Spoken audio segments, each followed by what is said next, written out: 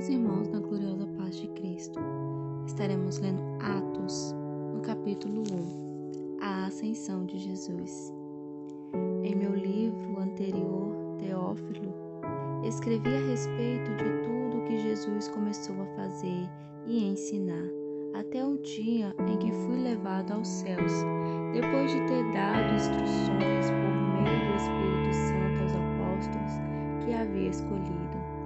Depois do sofrimento, Jesus apresentou-se a eles e deu-lhe muitas provas indiscutíveis de que estava vivo.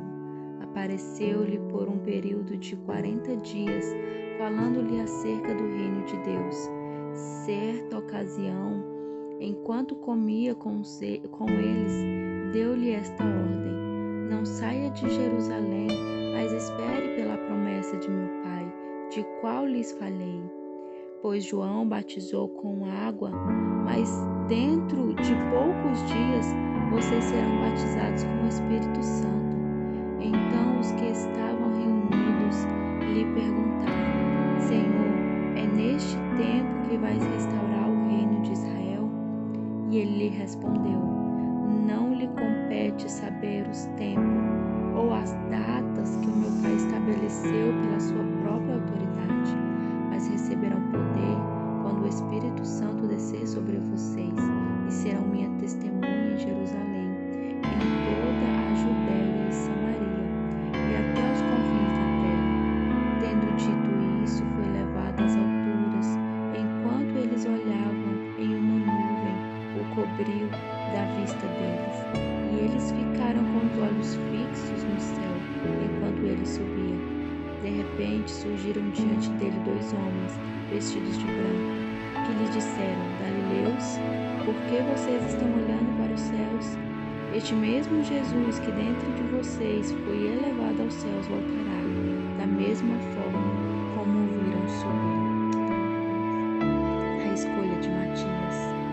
Então eles voltaram para Jerusalém, vindo do monte chamado de Oliveira, que ficou perto da cidade, cerca de 1 quilômetro. Quando chegaram, subiram aos aposentos, onde estavam hospedados. Achavam-se presentes para Pedro, João, Tiago, André, Filipe, Tomé, Bartolomeu, Mateus, Tiago, filho de Alfeu, Simão, o Zelote e Judas, filho de Tiago. Todos eles se reuniram sempre em oração, com as mulheres, inclusive Maria, a mãe de Jesus, e com o irmão dele. Naqueles dias, Pedro levantou-se entre os irmãos, um grupo de cerca de 120 pessoas, e disse: Irmãos, era necessário que se cumprisse as Escrituras, que o Espírito Santo predisse por boca de Davi a respeito de Judas, que serviu de guia aos que prenderam Jesus. Ele foi contado como um dos nossos e teve participação nesse ministério. Com a recompensa que recebeu pelo seu pecado, Judas comprou um campo. Ali caiu de cabeça, seu corpo partiu-se ao meio e as suas vísceras se derramaram. Todos em Jerusalém ficaram sabendo disso, de modo que, na língua deles, esse campo passou a chamar-se Aceldama, isto é, um campo de sangue. Porque, prosseguiu Pedro, está escrito no livro de Salmos: fique deserto o seu lugar, e não haja ninguém que nele habite, e ainda que outro ocupe o seu lugar. Portanto, é necessário que escolhamos um dos homens que estivesse conosco durante todo o tempo em que o Senhor Jesus viveu entre nós, desde o batismo de João até o dia em que Jesus foi elevado dentre nós às alturas. É preciso que um deles seja conosco testemunha de sua ressurreição.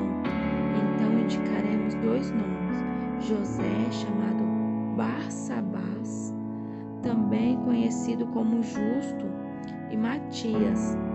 Depois oraram, Senhor, tu conheces o coração de todos. Mostra-nos qual destes dois tens escolhido para que assume este ministério apostólico que Judas abandonou, indo para um lugar que lhe era devido. Então tiraram sorte, e a sorte caiu sobre Matias.